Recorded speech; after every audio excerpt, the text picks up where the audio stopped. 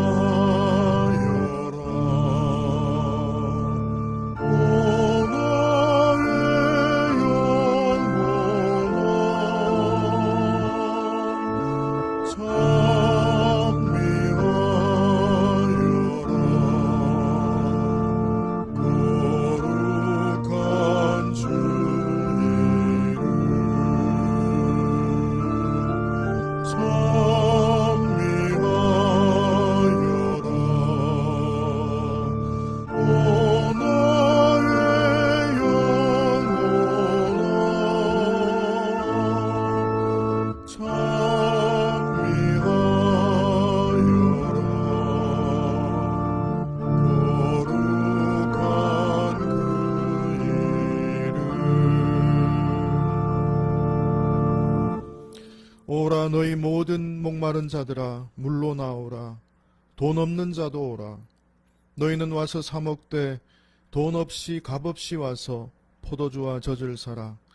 너희가 어찌하여 양식이 아닌 것을 위하여 은을 달아주며 배부르게 하지 못할 것을 위하여 수고하느냐. 내게 듣고 들을지어다. 그리하면 너희가 좋은 것을 먹을 것이며 너희 자신들이 기름진 것으로 즐거움을 얻으리라. 자비하신 하나님, 주님께서는 늘 우리의 이름을 다정하게 불러주시고 찾으셨건만 우리의 헛된 욕망에 마음이 빼앗겨 주님의 분명한 소리를 알아차리지 못했습니다. 어리석은 우리를 용서하여 주십시오. 이제 허탄한 것들은 정리하고 온전히 주님께 집중하고자 하오니 우리를 올바른 길로 인도해 주십시오. 주님의 길에서 복된 인생을 살게 해 주십시오. 주님께서 보내주신 선물 같은 이들이 우리 곁에 참 많이 있습니다. 이들 덕분에 한숨을 돌리고 미소를 지으며 한 걸음 나아갈 수 있었습니다. 그런데 이들에게 우리 또한 선물 같은 존재들이었는지 생각해보면 부끄러울 뿐입니다. 우리들의 삶에 따뜻한 빛을 비추는 사람이 되게 해 주십시오. 이 예배 가운데 충만히 임재하시어 우리 마음의 중심과 언행이 주님의 사랑 안에 거하게 해 주십시오. 주님께서 주시는 생명의 기운을 나누며 사는 저희들이 되게 해 주십시오. 예수님의 이름으로 기원하옵나이다. 아멘. 우리 찬송가 12장을 하나님께 드리겠습니다.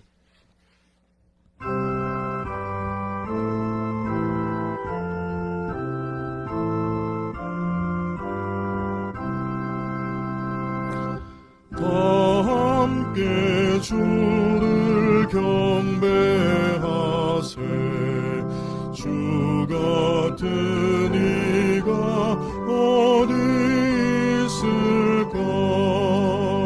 주 앞에 찬양을 드리니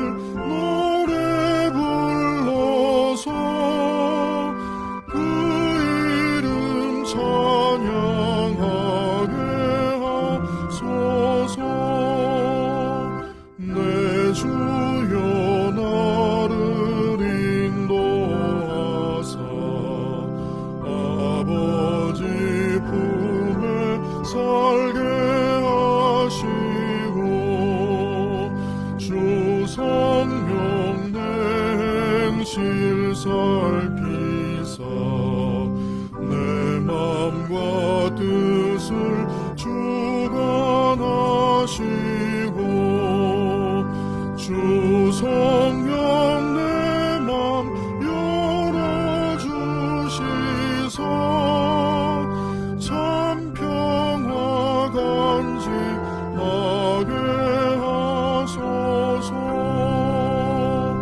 주 성령 나를 감화하사 새 노래 나의 맘에 솟으니 참되고 간절한 기도로 다 주께 영광 돌려보내고 주 성령 내 맘 열어주시사 내 주를 찬양하게 하소서. 말할 수 없는 탄식으로 날 위해 친히 간구하시는 주 성령 날 항상 돕나니 이천한 몸은 주의 것이며 주님의 기어 위에 자임을 나 밝히 알게 하여 주소서.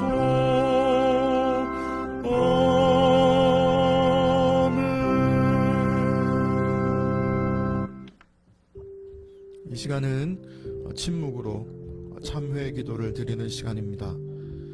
주님의 사랑 안에 거하면서 빛된 삶을 살지 못한 우리의 모습을 돌아보며 겸손하게 우리의 죄를 하나님께 고백하겠습니다.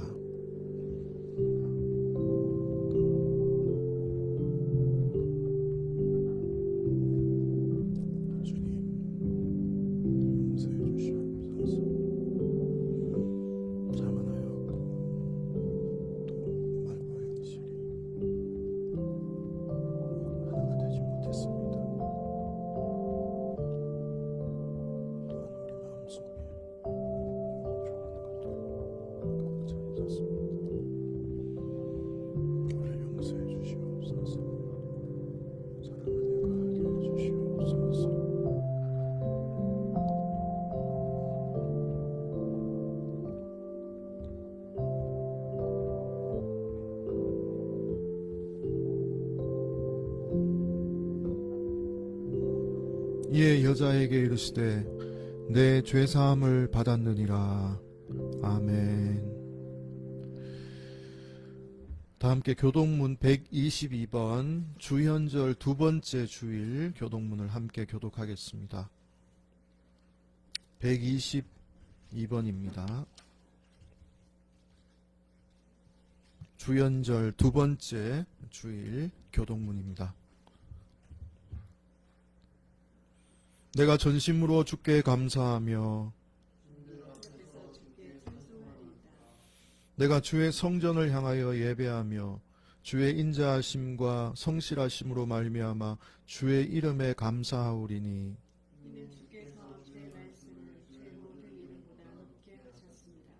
여호와여 세상의 모든 왕들이 주께 감사할 것은 그들이 주의 입의 말씀을 들음이오며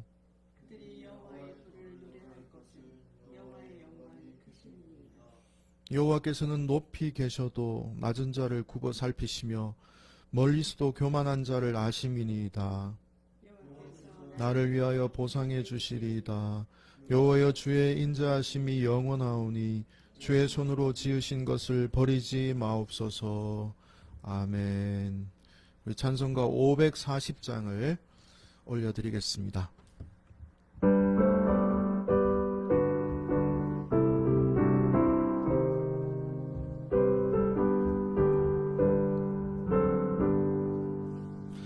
주의 음성을 내가 들으니 사랑한단 말일세.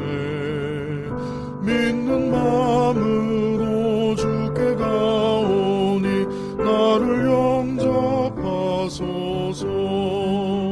내가 매일 십자가 앞에 더 가까이 가오니 구세주의 흘린 보배 피로써 나를 정케 하소서. 주여 넓으신 은혜 베푸사 나를 받아주시고 나의 품은 뜻 주의 뜻같이 되게 하여 주소서. 내가 매일 십자가 앞에 더 가까이 가오니 구세주의 흘린 보배 피로써 나를 정케 하소서. 주의 보좌로 나아갈 때에 어찌하니 기쁠까. 주의 얼굴을 항상 배우니 더욱 친근합니다. 내가 매일 십자가 앞에 더 가까이 가오니 구세주의 흘린 보배 피로써 나를 정케 하소서. 우리 구주의 넓은 사랑을 증량할 자 없으며 주가 주시는 참된 기쁨도 헤아릴 수 없도다. 내가 매일 십자가 앞에 더 가까이 가오니 구세주의 흘린 보배 피로써 나를 정케 하소서. 아멘. 네, 오늘 우리에게 주신 하나님의 말씀은 요한복음 1장 43절에서 51절 말씀입니다. 요한복음 1장 43절에서 51절 말씀입니다. 제가 47절까지 읽고 여러분들은 48절부터 읽으시면 되겠습니다. 제가 47절까지 먼저 읽겠습니다. 이튿날 예수께서 갈릴리로 나가려 하시다가 빌립을 만나 이르시되 나를 따르라 하시니 빌립은 안드레와 베드로와 한 동네 벳세다 사람이라. 빌립이 나다나엘을 찾아 이르되 모세가 율법에 기록하였고 여러 선지자가 기록한 그 일을 우리가 만났으니 요셉의 아들 나사렛 예수니라. 나다나엘이 이르되 나사렛에서 무슨 선한 것이 날 수 있느냐. 빌립이 이르되 와서 보라 하니 예수께서 나다나엘이 자기에게 오는 것을 보시고 그를 가리켜 이르시되 보라 이는 참으로 이스라엘 사람이라. 그 속에 간사한 것이 없도다. 나다나엘이 이르되 어떻게 나를 아시나이까. 예수께서 대답하여 이르시되 빌립이 너를 부르기 전에 내가 무화과 나무 아래에 있을 때에 보았노라. 나다나엘이 대답하되 랍비여 당신은 하나님의 아들이시요 당신은 이스라엘의 임금이로소이다. 예수께서 대답하여 이르시되 내가 너를 무화과 나무 아래에서 보았다 하고 믿느냐. 이보다 더 큰 일을 보리라. 또 이르시되 진실로 진실로 너희에게 이르노니 하늘이 열리고 하나님의 사자들이 인자 위에 오르락 내리락 하는 것을 보리라 하시니라. 아멘. 이는 하나님의 말씀입니다. 하나님 감사합니다. 네. 임홍택 작가가 지은 저술한 90년생이 온다라고 하는 책이 있습니다. 작가는 이 책에서 90년대생들이 가진 특징들을 이제 설명해 줍니다. 그들은 이전의 어느 세대보다 자율성과 주체성이 강하다고 합니다. 그래서 자기가 속한 조직이나 회사에서 자아실현을 이루기 위해 일상생활이 어려울 정도로 회사 생활이 힘들어지면 지체 없이 퇴사라는 강경책을 실행하는 사람들입니다. 또 90년대생들은 회사나 조직에 대한 충성심은 어리석은 것이라고 생각합니다. 따라서 그들에게 충성을 강요하는 것이 아니라 회사나 조직은 그들의 자유를 어떻게 하면 보장해 줄 수 있고 또 그들의 미래를 어떠한 미래를 제공해 줄 수 있는지 잘 제시해 주는 것이 중요한 시대가 되었다고 합니다. 작년 기준으로 우리나라 인구는 출생자보다 사망자가 더 많은 데드 크로스가 일어났습니다.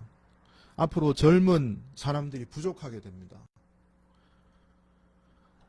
일하게 될 젊은 사람들이 이제 부족하게 되면 회사나 기업들은 인력난에 휩싸이게 됩니다. 적극적으로 이제 좋은 인재를 유치해야 되는 시대가 오는 것입니다. 지금은 회사가 갑이죠. 그러나 시대가 이제 좀 바뀌면 90년대생들이 이제 요구하는 변화를 받아들여야만 하는 그런 시대가 오고 있습니다. 그런 갑과 을이 바뀌는 것이죠. 세상이 변하고 있습니다. 또 그 저자에 의하면 90년대생들 중에 10명 중에 4명이 공무원 시험을 준비하고 있다고 합니다.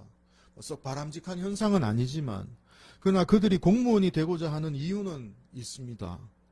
어차피 직장 생활에서 자아 실현을 할 수 없는 생활을 한다면 차라리 비교적 출퇴근이 안정적이고 그나마 미래에 대한 보장이 될 수 있는 공무원을 선택하고 싶어 하는 것입니다. 퇴근 후에 자기의 삶이 나름대로 가능하기 때문입니다. 그럼에도 불구하고 이 90년대생들은 재미와 또 열정을 가지고 있다고 합니다. 또 디지털을 아주 활용을 잘하고 또 그런 것들로 사회적 이슈에 참여도 하고 또 일을 할 때도 아주 재미있게 일을 찾아서 하는 그런 세대라고 할 수가 있습니다. 우리 기성세대가 가진 경험이 미래에 적용되지 않는 시대가 도래하고 있습니다. 사실 언제나 그 청년들도 기성세대가 될 것이고 저도 청년이었고 또 지금은 기성세대가 되었지만 언제나 기성세대는 사라질 것입니다. 새로운 시대, 새로운 청년들은 자기들 나름대로 새로운 세상을 꿈꾸면서 그 사회에 영향을 끼치면서 그들만의 방법으로 사회를 바꾸어 나가고 있습니다. 오늘 이 본문에도 새로운 시대를 바라는 청년들이 나오고 있습니다. 본문의 내용은 예수님이 제자들을 부르는 장면입니다. 사실 지금 부름을 받는 모든 제자들은 다 20대 전후의 청년들임을 알고 이 말씀을 보시면 더 마음에 와닿을 수가 있을 것 같습니다. 예수님이 먼저 부르신 제자는 안드레와 요한이었습니다. 원래 이 안드레와 요한은 세례 요한의 제자들이었죠. 어느 날 세례 요한이 이제 이 안드레와 요한과 함께 있는데 예수님이 등장하십니다. 세례자 요한이 말합니다. 보라, 하나님의 어린 양이시다. 예수님을 소개하면서 요한과 안드레를 예수님에게 보냅니다. 사실 스승이 자기 제자를 다른 사람의 제자로 보낸다는 것은 쉬운 일이 아니죠. 당시 사람들이 세례 요한보다 예수님을 더 많이 따르자 세례 요한의 제자들이 요한에게 그 일을 고합니다. 그때 세례 요한이 이렇게 대답하죠. 그분은 흥해야 되고 나는 쇠해야 된다. 세례 요한은 자신의 사명을 잘 알았습니다. 그는 광야에서 외치는 자의 소리일 뿐이고 자기 뒤에 오실 메시아, 즉 예수님을 증거할 사명, 거기에만 충실하고 있는 모습을 볼 수가 있습니다. 세례 요한은 예수님이 나타날 때까지 조연의 역할을 아름답고 충실하게 잘 감당했던 것입니다. 그렇게 세례 요한의 제자였던 안드레와 요한이 예수님의 첫 제자가 되었습니다. 이후에 이제 안드레가 형제 베드로에게 갑니다. 형제 베드로에게 가서 예수님을 소개하고 예수님에게 그를 데리고 갑니다. 그리고 오늘 나오는 본문이 바로 그 다음 날 안드레가 베드로에게 예수님을 소개한 바로 그 이튿날에 이 아이가 전개되고 있는 것입니다. 오늘은 예수님이 빌립을 만납니다. 빌립을 만나서 예수님이 말씀하십니다. 나를 따르라. 빌립이 즉시 예수님을 따라갑니다. 자, 이해할 수 없는 내용이죠. 근데 이제 제가 조금 이따가 설명을 드리겠습니다. 이어지는 내용은 이 예수님을 따라 나선 빌립이 또 나다나엘이라고 하는 친구에게 가서 예수를 소개합니다. 예수님에게 데려갑니다. 그리고 그때 예수님이 나다나엘을 보고 말씀을 하시면서 이어지는 대화의 장면이 오늘 읽었던 본문의 내용입니다. 오늘 이 말씀에 등장하는 요한, 안드레, 베드로, 빌립, 나다나엘 모두 20살 안팎의 청년들입니다. 우리가 성경만 보면 굉장히 나이 든 중년들 같은데 사실은 그들은 다 청년이었고 예수님도 30살 언저리의 청년이었습니다. 이들은 모두 갈릴리 출신이었습니다. 나다나엘만 갈릴리 가나 출신이었고 그 외에는 갈릴리 벳세다 출신들이었습니다. 같은 동네에 살았고 아마도 모두 어부였던 것으로 추측이 됩니다. 그런데 우리가 성경만 보면 알 수 없는 부분이 있는데요. 이들은 지금 고기 잡는 것보다 더 큰 관심사가 있어요. 더 큰 관심사가 있는 것 같습니다. 뭘까요? 안드레가 베드로에게 내가 메시아를 만났어 라고 그렇게 말을 합니다. 그 다음에는 빌립이 나다나엘에게 모세가 율법에서 기록했고 여러 선지자가 기록했던 바로 그분을 내가 만났어. 그분은 바로 갈릴리 사람 나사렛 예수님이셔. 이렇게 소개를 합니다. 메시아라는 것이죠. 이처럼 그들은 온통 메시아에 관심이 집중되어 있습니다. 메시아는 새로운 시대, 새로운 질서를 가져오는 분이신데 지금 여기에 나오는 이 청년들은 새로운 시대를 갈망하는 청년들이었다라고 볼 수가 있습니다. 그런데 왜 유독 이 갈릴리 벳세다의 청년들, 특히 이 갈릴리 출신들의 이 청년들이 본업인 어업보다 더 메시아에 관심이 더 많았을까요? 역사적인 배경을 좀 알 필요가 있습니다. 일단 그 무렵의 갈릴리 지역은 매우 암울한 시기였습니다. 이 청년들이 태어나기 불과 한 10여 년 전에 유다라고 하는 사람이 그 지역에서 등장해서 로마 제국을 대항해서 정치적 혁명을 일으킵니다. 로마 제국 밑에서 있는 그쪽 나라였으니까 로마를 대항해서 혁명을 일으키죠. 유다라고 하는 사람이. 근데 그 혁명이 실패로 돌아갑니다. 그리고 난 다음에 마리우스라고 하는 로마 장군이 군사를 몰고 이 갈릴리라고 하는 이 작은 마을에 들이닥칩니다. 그래서 2,000명이나 되는 많은 사람들이 십자가형에 처해서 죽음을 당했고 그 2,000명이나 되는 그 시신이 그 길거리에 쫙 늘어놓아졌을 때 그 참담한 죽음의 모습을 보고 있는 갈릴리 사람들의 마음이 어땠을까요? 거기에는 내 형제도 있었을 것이고 우리 아버지도 있었을 것입니다. 이 갈릴리 청년들은 어릴 때부터 이 이야기를 들으면서 자라났어요. 불과 얼마 전의 일이니까. 그리고 그 친척, 형제의 일이니까 그들은 그 이야기를 들으면서 자랐습니다. 불행은 거기에서 끝나지 않고 당장 현실의 문제가 그들에게 닥쳤습니다. 삶의 터전이 무너졌고 경제적으로 가난해졌기 때문에 가정이 파괴되었고 자녀들을 종으로 노예로 팔아야만 먹고 살 수 있는 그런 삶을 살 수밖에 없었습니다. 세상은 무질서해졌고 곳곳에 강도들이 출몰했습니다.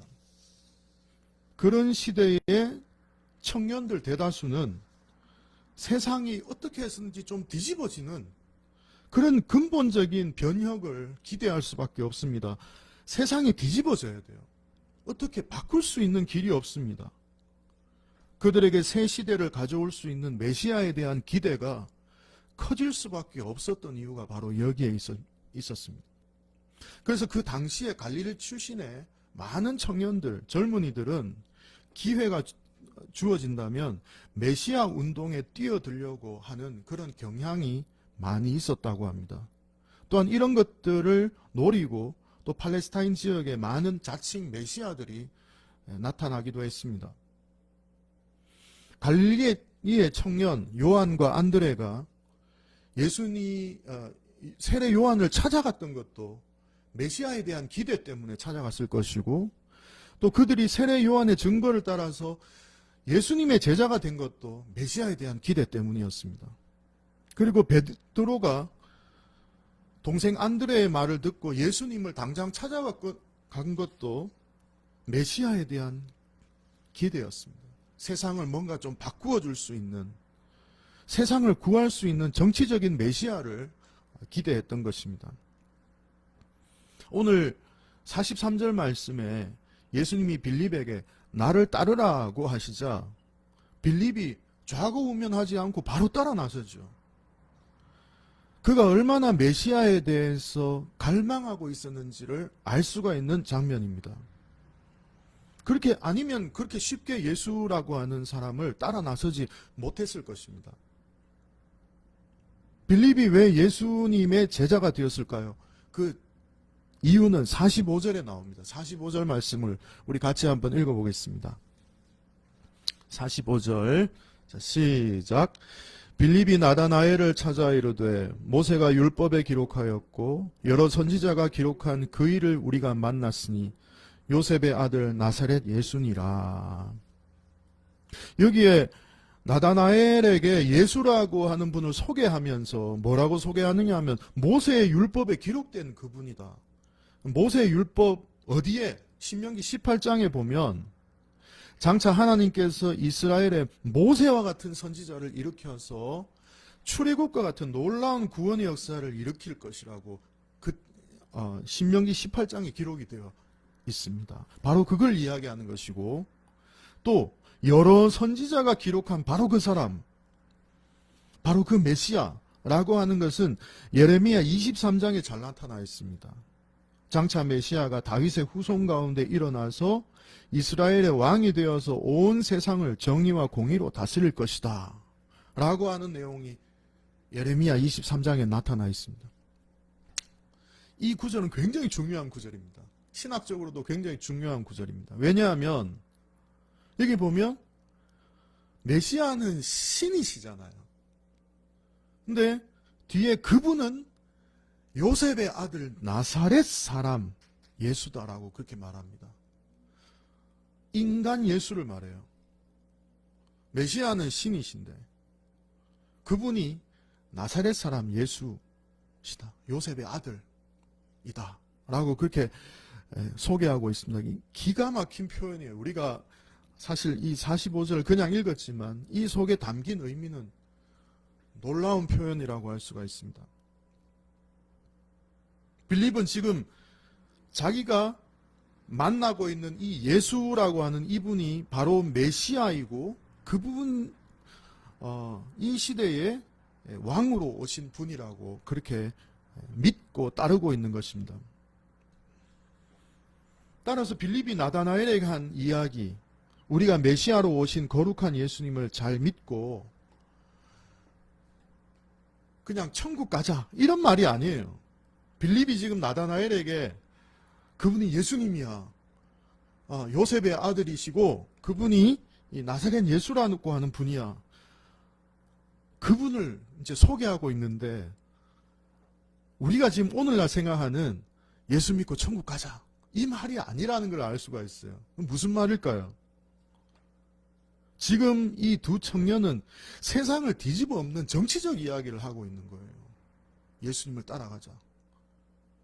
한번 세상을 뒤집어 엎자. 라고 하는 의미가 거기에 담겨져 있는 것입니다. 갈릴리에 엄연히 지금 분봉왕이 있습니다. 헤롯 안티파스라고 하는 분봉왕이 그 갈릴리 지역을 다스리고 있고, 또 로마 황제가 시퍼렇게 살아있는데 지금 이들은 예수라고 하는 메시아를 따라서 세상을 뒤집어 엎는 이야기를 지금 하고 있는 거예요. 편안하게 우리는 읽었지만 바로 그런 내용인 것입니다. 그 이야기의 중심에 예수님이 있습니다. 나사렛 사람 예수를 우리 좀 찾아가자. 나를 따라와봐. 라고 했을 때 나다나엘은 굉장히 신중합니다. 그렇겠죠. 지금 목숨을 걸고 지금 어디론가 나서야 되는데 신중합니다. 뭐라고 말합니까? 나사렛 같은 데에서 무슨 선한 것이 날 수 있겠어? 라고 이렇게 질문을 합니다. 나사렛의 이 나다나엘에게 이 나사렛이라고 하는 공간은요, 배제의 공간이었습니다. 그의 한마디 말, 나사렛에서 무슨 선한 것이 날 수 있겠어? 라고 하는 그 질문 속에 그는 여전히 사고방식이 이전의 사고방식에 머물러 있는 것을 알 수가 있습니다. 사실 나다나엘뿐만 아니라 그 당시에 대부분의 이스라엘 사람들은 메시아는 갈릴리와 같은 곳에서, 나사렛과 같은 곳에서 등장하시는 분이 아니라 이스라엘의 중심이었던 예루살렘에서 왕적인 권위를 가지고 나타나야 한다는 것이 고정관념이었습니다. 그래서 나사렛이라는 곳, 특히 그 갈릴리라고 하는 그 불경한 지방에서 메시아가 나타난다라고 하는 것은 그에게는 도저히 이해가 안 되는 것이었죠. 그러나 빌립은, 절친이었던 빌립은 나다나엘에게 신경 쓰지 말고 와서 보라고 그렇게 이야기합니다. 여러분, 예수님에 대한 믿음은요, 논쟁으로 사실 잘 안 됩니다. 오늘날도 예수님에 대해서 논쟁을 이끌어내서 예수님을 믿게 하기는 쉽지 않습니다. 와서 체험이 되어질 때, 예수 그리스도의 사랑과 그 메시지가 체험이 되어질 때 예수를 따르게 되는 것이죠. 무엇보다 좋은 것은 친구가, 가장 소중한 친구에게 권할 때 거절하지 못하는 것입니다. 나다나엘도 그렇게 빌립을 따라서, 그 친구를 따라서 예수님에게 의심을 가졌지만 따라 나설 수밖에 없었습니다. 그러나 여러분, 그 길이 새로운 시대를 위한 혁명의 길이라는 것을 한번 생각해 보시길 바랍니다. 이제 예수님께서 나다나엘이 이렇게 오는 것을 보시고 말씀하십니다. 나다나엘에게 그렇게 말합니다. 보라, 이는 참으로 이스라엘 사람이라. 그 속에 간사함이 없도다. 그 속에 거짓이 없도다. 예수님께서 나다나엘을 보자마자 이렇게 평가를 합니다. 예수님과 함께 새로운 시대를 열어갈 사람은 나다나엘처럼 거짓이 없는 새로운 존재여야 한다. 새로운 이스라엘이어야 한다. 진짜 이스라엘이다. 라고 그렇게 예수님이 평가하고 있습니다. 아주 호평을 하는 것이죠. 그렇게 신중했던 나다나엘이 예수님을 보자마자, 제가 이 부분에 대해서 주석집을 여러 군데 봤더니 사실 예수님의 존재 그 자체 앞에 섰을 때, 예수님의 말 한마디 앞에서 많은 사람들이 사실 예수님의 존재에 대해서 경외감을 가지게 될 만큼 예수님 자체의 어떤 빛이 있었는 것 같아요. 예수님의 말을 듣자마자 나다나엘은 랍비여, 당신은 하나님의 아들이시오 이스라엘의 임금이십니다 라고 하고 고백을 하게 됩니다. 나다나엘이 더 놀란 것은 예수님이 네가 무화과 나무 아래에 있었을 때 내가 보았다라고 말하는 것을 듣고 더 놀라게 되는 것이죠. 성서학자에 의하면 이 무화과 나무라고 하는 것은 율법을 상징하는 나무입니다. 특히 요한복음에는 이런 상징들이 많아요. 이 요한복음에 나오는 이 무화과 나무 아래에 있었다라고 하는 것은 율법을 연구하는 사람이었다라고 하는 것을 암시적으로 말해주는 것이라고 합니다. 이스라엘 사람들에게는 그것이 통용된다고요. 무화과 나무 아래에 나다나엘이 있었다는 것은 그가 율법을 연구하는 사람이었고, 추론해 보자면 그에게는 거짓이 없다는 의미는 그가 충실하게 성서를 읽고 율법을 공부하고 또 그 성서에 기록된 약속을 기다리는 사람이었다는 것을 알 수가 있습니다. 그는 말씀을 가지고 장난을 치거나 종교로 장사를 하거나 겉으로는 성서를 읽으면서 율법을 말하면서도 그것과는 전혀 무관한 삶을 살아가는 사람이 아니라 그 하나님의 말씀을 묵묵하고 성실하게 믿고 그 말씀으로 살았다라고 하는 것을 알 수가 있습니다.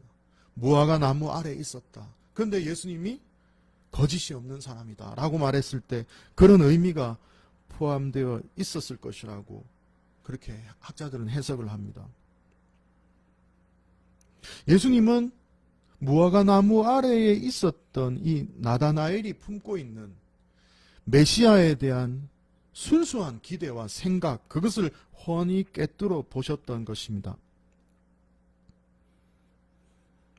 오늘 이렇게 2000년 전에 예수님께서 청년들을 부르셔서 제자로 부르시고 하나님 나라에 참여하게 하는 이 과정, 첫 번째 과정을 오늘 우리가 함께 보았습니다.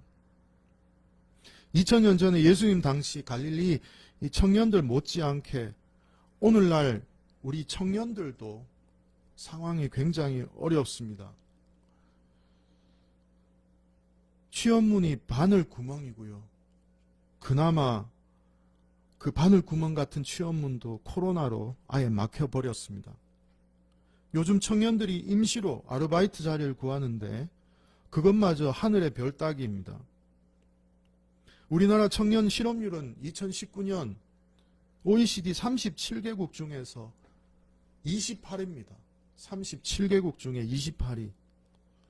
청년들이 도저히 살아갈 수 없는 사회입니다. 청년 실업은 결혼이나 출산, 인구 문제와 연결이 됩니다. 청년 문제 중에서 저는 가장 중요한 부분이 주택 문제라고 생각합니다. 최근 4년 동안 서울에 이 25평 아파트가 5억 이상 올랐다고 합니다. 절망한 청년들이 빚을 내서라도 주식을 하려고 하는 이유가 여기에 있습니다. B2라고 하죠. B2. 그러나 이렇게 장이 폭락할 경우에는 아마 또 대혼란이 일어날 것입니다. 흑수저 금수저라는 말이 있듯이 사회적 양극화도 전혀 극복되지 못하고 있습니다. 어디서부터 잘못된 것일까요?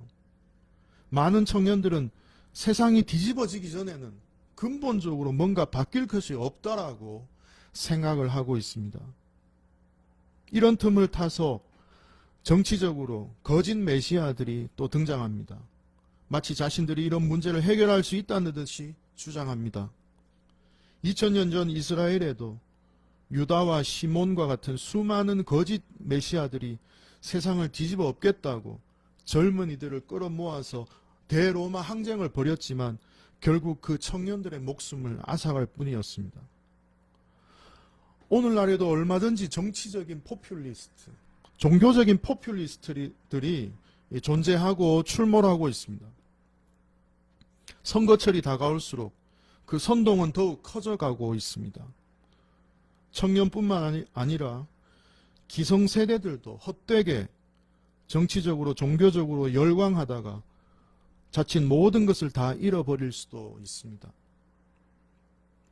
사실 우리는 새로운 메시아를 기다릴 필요가 없습니다. 이미 그리스도께서 오셨기 때문에, 그리스도께서 이미 예수 그리스도를 통해서 사랑과 정의의 세계, 하나님의 나라를 이미 구체적으로 시작하시고 플랜을 보여주셨어요. 2000년 전에 그 나라가 이미 출범했습니다. 단지 온전히 따르는 이가 적고 겨자씨처럼 아주 미미해서 사람들의 눈에는 여전히 숨겨져서 알아차리지 못할 뿐입니다.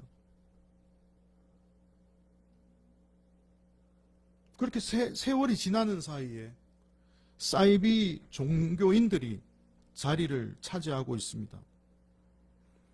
하지만 오늘날에도 하나님의 나라에 속한 그리스도인들은 나다나엘처럼 거짓 없이 말씀 안에서 오늘도 그 나라를 위해서 헌신하고 신실하게 살아가고 있습니다. 이미 세상은 예수님이 충분히 뒤집어 놓으셨어요. 사실 더 혁명적인 게 없습니다. 예수님은 모든 것을 다 보여주셨어요. 우리들은 각자의 자리에서 예수님이 뒤집어 놓으신 그 길을 따라서 그 길을 깨닫고 매일 우리의 역할에 충실하게 살아가면 되는 것입니다. 때로는 세상과 맞서는 용기가 필요할 수도 있습니다. 그러다가 낙심도 하겠지요. 그러나 오늘 나다나엘이 고백했던 것처럼 예수님은 오늘도 우리가 믿고 따라야 할 하나님의 아들이시고 그리스도이십니다. 굉장히 믿음이 충만한 것처럼 보여도 우리는 코로나 위기 속에서 여전히 먹고 살 문제로 걱정이 많습니다. 그리스도인이라고 예외는 아닙니다. 그럼에도 우리는 그 옛적 갈릴리의 청년들처럼 주님과 함께 이 현실 속에서 하나님의 나라와 의를 구하며 살아갈 결단을 해야 될 것입니다. 요즘 말로 방구석에서도 할 일이 있습니다. 방구석에서도 하나님의 나라를 위해서 헌신할 수가 있습니다. 변함없이 거짓 없이 하나님의 나라를 구하는 자들에게 하나님께서는 오늘도 약속대로 그 모든 것을 채워주실 것입니다. 언제 어디서나 거짓 없이 거짓 없는 그리스도의 제자로 굳건히 살아가는 저와 여러분 모두가 되시길 바랍니다. 기도하겠습니다. 오늘도 우리를 부르시는 자비로우신 주님, 코로나로 인해 인류의 문명이 바뀌는 시기를 살아가고 있습니다. 우리가 좌표를 찾지 못해 허둥댑니다. 그러나 우리는 주님께서 가신 길, 지시하신 길을 따라갑니다. 때로는 더디지만 그 속에 항상 답이 있었습니다. 우리를 붙들어 주십시오. 우리에게 도래하는 새로운 시대를 주님과 함께 잘 살아갈 수 있도록 인도하여 주십시오. 예수님의 이름으로 기도드립니다. 아멘. 네, 나무 아래서라고 하는 주보에 있는 우리 찬송을 함께 부르겠습니다.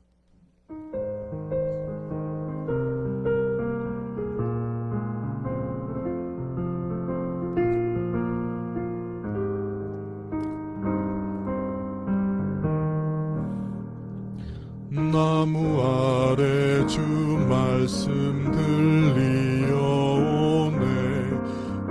부드러운 음성이 놀라운 그의 사랑으로 속삭여 주시네. 나 너를 사랑해. 나 너를 아네. 어디든지 너와 함께 있겠네. 오늘도 주 말씀 들었네. 시냇가에 그 나무 아래서 아름다운 멜로디 들리어오네. 새 소리와 같이 사랑의 음성 우리에게 들려주시네. 나 너를 사랑해. 나 너를 아네. 어디든지 너와 함께 있겠네. 오늘도 주 말씀 들었네. 시냇가에 그 나무 아래서 시냇가의 물처럼 들리어오네. 내게 와서 마셔라. 영원히 목이 마르잡네. 영생의 생수가 나 너를 사랑해. 나 너를 아네. 어디든지 너와 함께 있겠네. 오늘도 주 말씀 들었네. 시냇가의 그 나무 아래서.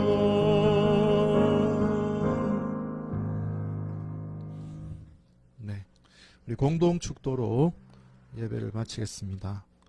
우리 주보를 참조하셔서 공동 축도를 함께 나누겠습니다. 주님이 그대 앞에 계셔서 그대에게 바른 길 보이시기 바랍니다.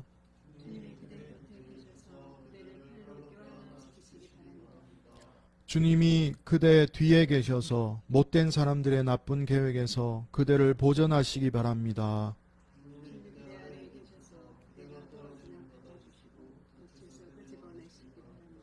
주님이 그대 안에 계셔서 그대가 슬퍼할 때 그대를 위로하시기 바랍니다. 주님이 그대 굴레에 계셔서 남들이 그대를 덮칠 때 막아주시기 바랍니다.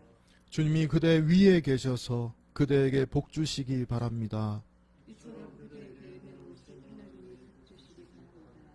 주 예수 그리스도의 은혜와 하나님의 사랑과 성령의 사귐이 우리 모두와 영원히 함께 하시기를 축원합니다. 아멘.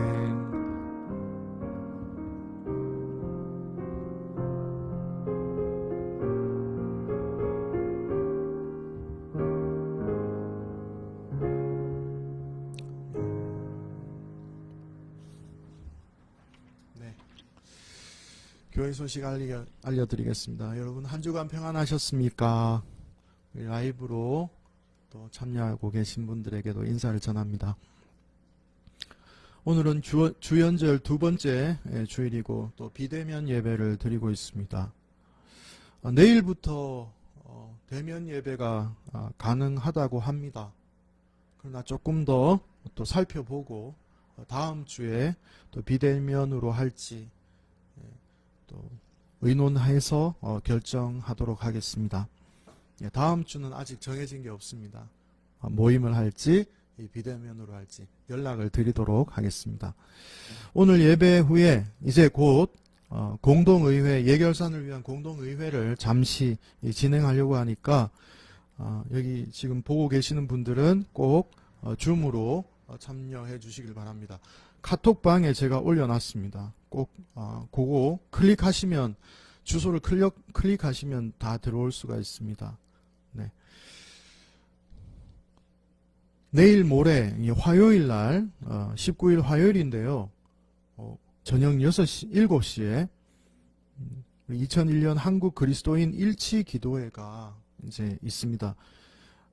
가톨릭과 개신교가 사실 거의 유일하게 이 날을 함께 해서 또 기도를 하고 있습니다.